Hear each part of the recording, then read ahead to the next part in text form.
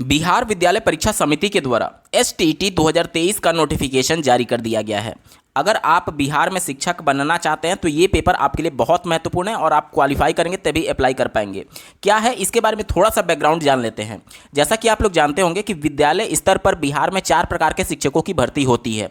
पहला 1 से 5 जिसे प्राइमरी बोलते हैं, दूसरा 6 से 8 जिसे अपर प्राइमरी बोलते हैं, तीसरा 9 और 10 जिसे माध्यमिक बोलते हैं। क्या बोलते हैं? माध्यमिक बोलते हैं बिहार में, और बिहार के बाहर इसी को TGT के नाम से जाना जाता है। और चौथा जो होता है वो 11-12 के शिक्षक जिसे बिहार में उच्च माध्यमिक बोला जाता है। क्या बोला जाता है? उच्च माध्यमिक।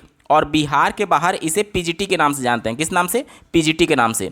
तो 1 से 5 और 6 से 8 के लिए STT का पेपर अनिवार्य नहीं है, लेकिन जैसे ही आप माध्यमिक और उच्च माध्यमिक में जाते हैं तो STT का पेपर यहाँ पर अनिवार्य रखा गया है। यानी कि बिहार की शिक्षक भर्ती प्रक्रिया में अगर आप सम्मिलित होना चाहेंगे माध्यमिक और उच्च माध्यमिक स्तर पर तो आपके पास STT का पेपर क्वालिफाई होना अनिवार्य है। ये एक पात्रता परीक्षा है, ठीक है। साथ ही साथ अन्य राज्य के अभ्यर्थी को भी पूरी तरीके से अलाउ किया गया है, तो अंत तक जरूर बने रहिएगा। क्या कुछ एलिजिबिलिटी है, कैसा पेपर होगा, पेपर का पैटर्न क्या होगा, फीस क्या है, कैसे आवेदन करना, सबके बारे में डिटेल में बात करेंगे। अंत तक जुड़े रहिएगा। नमस्कार दोस्तों, मेरा नाम है नीरज और आप देख रहे हैं कैरियर बिट यूट्यूब चैनल। अगर आप इस चैनल पर पहली बार विजिट कर रहे हैं तो इसको सब्सक्राइब करते हुए बेल आइकन को प्रेस करना ना भूलें। जैसा कि आपको ज्ञात होगा बिहार में जो शिक्षक भर्ती अभी रनिंग में है उसमें लाखों की संख्या में बिहार के अभ्यर्थी ही आवेदन करने के लिए पात्र नहीं थे, क्योंकि उनके पास STET पहले से क्वालिफाई नहीं था। और अन्य राज्य के अभ्यर्थी तो अलाउ होने के बावजूद भी नहीं आवेदन कर पा रहे थे, क्योंकि वो STET पिछली वाले में सम्मिलित नहीं हुए थे। तो भविष्य में जो भी भर्ती आएगी उसमें STET मांगा ही जाएगा। तो आप बिहार के हैं या फिर बिहार के बाहर के हैं तो आप आवेदन जरूर कर दीजिएगा, क्योंकि भविष्य में इसके लिए एक तो बहुत कम कैंडिडेट क्वालिफाई होते हैं, उस कंडीशन में कंपटीशन ना के बराबर होता है। आप TGT PGT बिहार में जो भर्ती प्रक्रिया चल रही है उसमें कंपटीशन देखिए, जितने टोटल सीट्स हैं उससे भी कम आवेदन आ रहे हैं। तो एक बेटर अपॉर्चुनिटी है आप सभी के लिए कि आप बेहतरीन प्रदर्शन करके बिहार में अपना चयन सुनिश्चित कर सकते हैं। आज नहीं तो 2 साल 3 साल 1 साल कभी तो भर्ती आएगी। उस समय अगर आपके पास STET क्वालिफाई होगा तो आप के लिए कंपटीशन लेवल बहुत कम होगा और एक बेहतरीन सैलरी पर आपको टीचर बनने का मौका मिलने जा रहा है। चलिए जानते हैं इसके बारे में डिटेल से। देखिए यहाँ पर आप देख सकते हैं इसमें जो पेपर होगा वो बहुविकल्पीय होगा, ठीक है। और प्रत्येक प्रश्न 1 अंक का होगा और निगेटिव मार्किंग नहीं है, कोई भी निगेटिव मार्किंग नहीं है, ठीक है। इसके बाद से परीक्षा के विषय की बात कर लें तो यहाँ पर देख सकते हैं पेपर 1 की अगर बात करें यानी 9 से 10 के टीचर के लिए, तो यहाँ पर देख सकते हैं सामान्य विषय में हिंदी, उर्दू, बांग्ला, मैथिली, संस्कृत, अरबी, फारसी, भोजपुरी, अंग्रेजी, गणित, विज्ञान, सामाजिक विज्ञान, इतने विषय के लिए यहाँ पर ये STET का पेपर होगा, ठीक है। और यहाँ पर विषय कोड देख सकते हैं सबका अलग अलग है। अब इसके लिए शैक्षणिक अर्हता क्या है, तो देखिए आपका BEd होना अनिवार्य है और BEd के लिए कम से कम ग्रेजुएशन में 50% अंक होना चाहिए, यहाँ पर आप देख सकते हैं, ठीक है।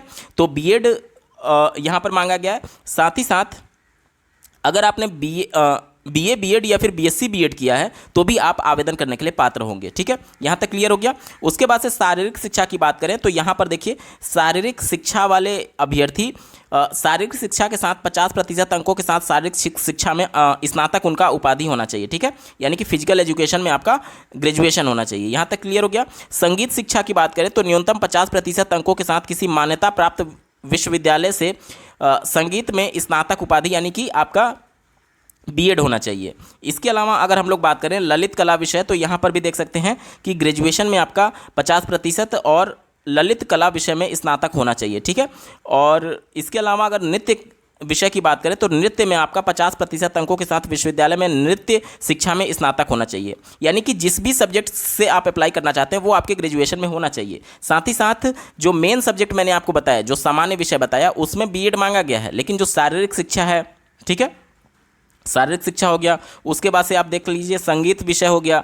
इसके बाद से देखिए यहाँ पर आप देख सकते हैं ललित कला विषय हो गया, नृत्य विषय हो गया, तो इन सब में BEd नहीं मांगा गया है। इसके बाद से विशेष विद्यालय अध्यापक की बात की गई है, जिसमें पूर्ण दृष्टिबाधित श्रवणबाधित बच्चों को पढ़ाने के लिए, तो इनमें क्या एलिजिबिलिटी है, देखिए न्यूनतम 50% अंकों के साथ किसी मान्यता प्राप्त विश्वविद्यालय से स्नातक यानी ग्रेजुएशन मांगा गया है, ठीक है। दूसरा देखिए यहाँ पर पुनर्वास परिषद से मान्यता प्राप्त संस्थान से विशेष शिक्षा यानी कि स्पेशल एजुकेशन में बीएड मांगा गया है। यहाँ तक क्लियर हो गया।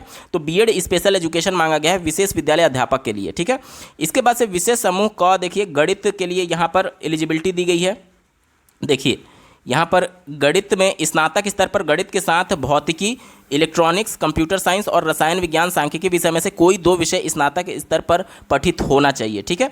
अथवा इंजीनियरिंग में स्नातक जिसमें गणित की विशेषज्ञता हो इस क्रम में माना जाएगा। विज्ञान विषय के लिए देख लीजिए स्नातक स्तर पर जंतु विज्ञान, प्राणी विज्ञान, वनस्पति विज्ञान, रसायन विज्ञान में पठित हो अथवा इंजीनियरिंग में स्नातक जिसमें विज्ञान की विशेषज्ञता हो, ठीक है।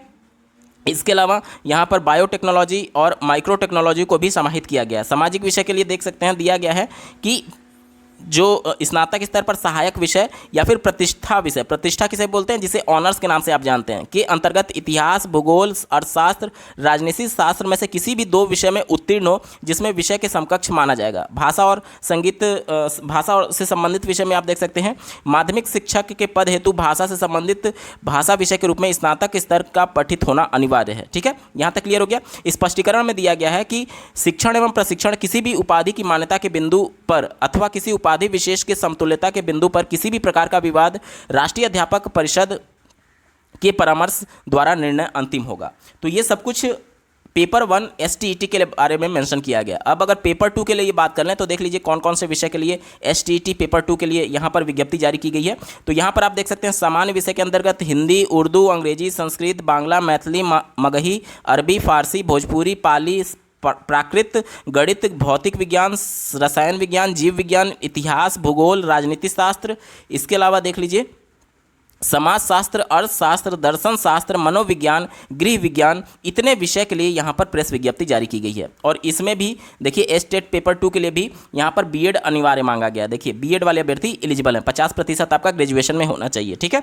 इसके अलावा अगर आपका इंटीग्रेटेड बीएड है जिसमें 3 साल में बीएड के साथ एमएड की भी डिग्री दी जाती है तो भी आप आवेदन करने के लिए पूरी तरीके से पात्र होंगे, ठीक है। इसके बाद से वाणिज्य विषय की बात की गई कॉमर्स वाले अभ्यर्थियों के लिए, तो देखिए 50% अंकों के साथ आपका ग्रेजुएशन या फिर स्नातकोत्तर होना चाहिए, ठीक है, वाणिज्य विषय के लिए। और सामान्य विषयों के लिए निर्धारित प्रशैक्षिक अर्हता, ठीक है, यानी कि बीएड इसके लिए भी मांगा गया है। कंप्यूटर साइंस के लिए अगर हम लोग बात करें तो देखिए 50% अंकों के साथ आपका जो ए लेवल होता है कोर्स वो आपका अनिवार्य मांगा गया है, या फिर बीई और बीटेक वाले अभ्यर्थी भी इसके लिए आवेदन करने के लिए पात्र होंगे, ठीक है। ये सभी चीज़ें हैं। साथ ही साथ यहाँ पर आप देख सकते हैं कंप्यूटर विज्ञान के विषय के लिए बीएड की योग्यता अनिवार्य नहीं है, ठीक है। ध्यान से देख लीजिए कंप्यूटर विषय के लिए बीएड नहीं मांगा गया है, ठीक है। चलिए आगे बढ़ते हैं।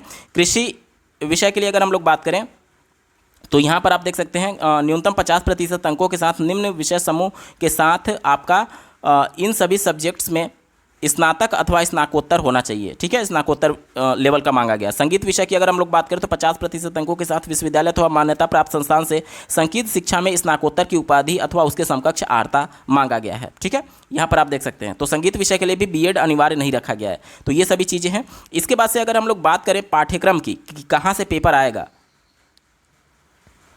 तो यहाँ पर आप देख सकते हैं पेपर 1 जो होगा माध्यमिक के तहत आने वाले विषय के लिए राज्य के विश्वविद्यालय में लागू स्नातक स्तरीय पाठ्यक्रम तथा पेपर 2 उच्च माध्यमिक के लिए आने वाले विषय के लिए विश्वविद्यालयों में लागू स्नातक प्रतिष्ठा स्तरीय पाठ्यक्रम, यानी कि ग्रेजुएशन लेवल का आपका पेपर होगा। पेपर 1 STET पेपर 1 जो है वो ग्रेजुएशन लेवल का होगा और STET पेपर 2 जो है वो प्रतिष्ठा यानी कि ऑनर्स स्तर का होगा, ठीक है। चलिए इसके बाद से प्रश्न पत्र का पैटर्न की अगर हम लोग बात करें तो देखिए 100 अंक का निर्दिष्ट विषय यानी जिस विषय से आप अप्लाई करना चाहते हैं उससे प्रश्न पूछे जाएंगे और 50 अंक के शिक्षण कला यानी पेडागोजी से और अन्य दक्षताओं से प्रश्न पूछे जाएंगे। टोटल 100 और प्लस 50 मिलाकर के 150 प्रश्न पूछे जाएंगे, ठीक है। यहाँ तक क्लियर हो गया। चलिए इसके बाद से देखिए कौन कौन आवेदन कर सकता है। तो अर्हता में देख सकते हैं आवेदक भारत का नागरिक हो, यानी कि कोई भी अभ्यर्थी किसी भी राज्य का अभ्यर्थी पूरी तरीके से आवेदन करने के लिए पात्र है। तो आप किसी भी राज्य से बिलोंग क्यों ना करते हो आवेदन जरूर कर दीजिएगा, नहीं तो आने वाली बिहार की भर्तियों में आपको मौका नहीं मिलेगा, क्योंकि एस्टेट क्वालिफाई होंगे तभी आपको मौका मिलेगा। और ये बेहतरीन मौका होता है, क्योंकि अगर आपने इसे क्वालिफाई कर लिया तो जो मेन पेपर होगा सुपर टेट, उसमें कंपटीशन का लेवल इतना कम होता है। आप अभी हाल ही में जो आवेदन लिए गए हैं उसमें STET की वजह से कितने लाखों की संख्या में अभ्यर्थी आवेदन करने से वंचित रह गए। भले ही अन्य राज्य के अभ्यर्थी को मौका दिया गया, लेकिन अन्य राज्य के अभ्यर्थी के पास STET का पेपर ही नहीं था, इस वजह से वो आवेदन ही नहीं कर पाए। तो आप भविष्य में आने वाली भर्तियों के लिए अभी से सजग रहिए कि अभी से आप क्वालिफाई करके रख लीजिए। भविष्य में 2-3 साल बाद कभी ना कभी तो वैकेंसी आएगी, तो उस समय आपको पछतावा नहीं होगा, ठीक है। उसके बाद से अगर हम एज लिमिट की बात करें तो अनारक्षित पुरुष के लिए 37 वर्ष, यानी कि अगर आप अन्य राज्य से अप्लाई करना चाहते हैं तो आपकी मैक्सिमम एज 37 वर्ष निर्धारित कर दी गई है। इससे ज़्यादा आप नहीं होने चाहिए, क्योंकि जितने भी अन्य राज्य के अभ्यर्थी होंगे वो अनरिजर्व में ही फाइट करेंगे, ठीक है। यहाँ पर देख सकते हैं 1 अगस्त 2023 को ये एज काउंट किया जाएगा। इसके बाद से अनारक्षित महिला के लिए 40 वर्ष, पिछड़ा वर्ग पुरुष महिला के लिए 40 वर्ष। यहाँ पर इसी प्रकार से आप कैटेगरी वाइज देख सकते हैं।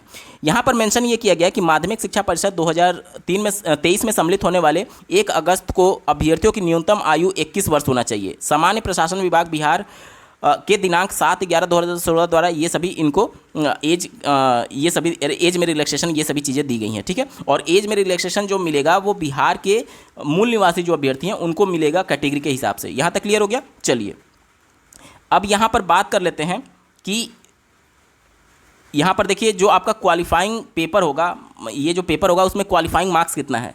तो यहाँ पर आप देख सकते हैं सामान्य के लिए 50% क्वालिफाइंग मार्क्स है, पिछड़ा वर्ग यानी कि OBC के लिए 45.5, अत्यंत पिछड़ा के लिए 42.5, अनुसूचित जाति अनुसूचित जनजाति यानी ST SC के लिए 40%, दिव्यांग के लिए 40% और महिला के लिए 40% क्वालिफाइंग मार्क्स निर्धारित किया गया है। प्रमाण पत्र की बात कर लें तो अगर आप क्वालिफाई होते हैं तो आपको पेपर 1 और पेपर 2 अलग अलग प्रमाण पत्र आपको दिया जाएगा, ठीक है। जिस प्रकार से आपको UP टेट या फिर अन्य राज्यों में जो टीचर एलिजिबिलिटी टेस्ट या फिर CTET का प्रमाण पत्र दिया जाता है उसी के तहत यहाँ पर भी दिया जाता है, ठीक है। इसके बाद से अगर हम लोग बात करें फीस की, तो अगर आप पेपर 1 और पेपर 2 किसी एक में केवल अप्लाई करना चाहते हैं, सामान्य वर्ग से हैं, आर्थिक रूप से पिछड़ा है, पिछड़ा वर्ग है या फिर अत्यंत पिछड़ा वर्ग है यानी OBC EWS और जनरल के लिए 960 रुपये एक पेपर के लिए निर्धारित किया गया। और अगर आप दोनों पेपर एक साथ अप्लाई करना चाहते हैं तो 1440 में आप दोनों पेपर के लिए अप्लाई कर पाएंगे। वहीं SC ST और दिव्यांग के लिए 760 रुपया एक पेपर के लिए निर्धारित किया गया। और अगर आप दोनों पेपर एक साथ अप्लाई करना चाहते हैं तो 1140 रुपया में आप दोनों पेपर अप्लाई कर सकते हैं। नॉर्मलाइजेशन की बात कर लें तो इनके द्वारा ये कहा गया कि देखिए कंप्यूटर बेस्ड टेस्ट विधि से आयोजित की जाने वाली प्रतियोगिता परीक्षाएं जिनमें अभ्यर्थियों की संख्या अपेक्षाकृत ज़्यादा होती है का आयोजन एक से अधिक पालियों तिथियों में किया जाता है। ऐसी परीक्षाओं में सामान्यतः अलग अलग पालियों में प्रश्न पत्र के अलग अलग कठिनाई स्तर होने के कारण इन परीक्षाओं का परीक्षाफल तैयार करने के पूर्व नॉर्मलाइजेशन की विधि अपनाई जाती है ताकि किसी विशेष पाली के अभ्यर्थियों को कोई लाभ या हानि ना हो। इसलिए इस परीक्षा में भी नॉर्मलाइजेशन विधि अपना करके परीक्षाफल प्रकाशित किया जाएगा। अब यहाँ से तो स्पष्ट हो रहा है कि पेपर जो होगा वो CBT यानी कि कंप्यूटर बेस्ड टेस्ट होगा, ऑनलाइन परीक्षा होगा। हालांकि जब परीक्षा के बारे में और डिटेल में बताया जाएगा इनके द्वारा तो चीज़ें और ज़्यादा स्पष्ट होगी। जैसे कि अभी जो हाल ही में बिहार में सुपर टेट हो रहा है वो ऑफलाइन मोड में हो रहा है, लेकिन ये पेपर ऑनलाइन की बात की जा रही है, ठीक है। तो अगर ऑनलाइन होता है और कई शिफ्टों में होता है तो यहाँ पर नॉर्मलाइजेशन अपनाया जाएगा, यहाँ पर बोला जा रहा है, ठीक है। चलिए उसके बाद से बात करें प्रवेश परीक्षा की अवधि, तो यहाँ पर आप देख सकते हैं 150 प्रश्न पूछे जाएंगे और 150 प्रश्नों को सॉल्व करने के लिए आपको 2.5 घंटे का समय दिया जाएगा, ठीक है। यहाँ पर कैसे आप आवेदन कर सकते हैं तो ये सब कुछ प्रोसेस दिया गया है। तो ये सब कुछ प्रक्रिया है जिसके अंतर्गत आप बिहार में होने वाली एस्टेट के माध्यम से आवेदन करके भविष्य में आने वाली शिक्षक भर्ती प्रक्रिया में शामिल हो सकते हैं। इस वीडियो को देखने के लिए आपका बहुत बहुत धन्यवाद। भगवान करे आपका दिन शुभ।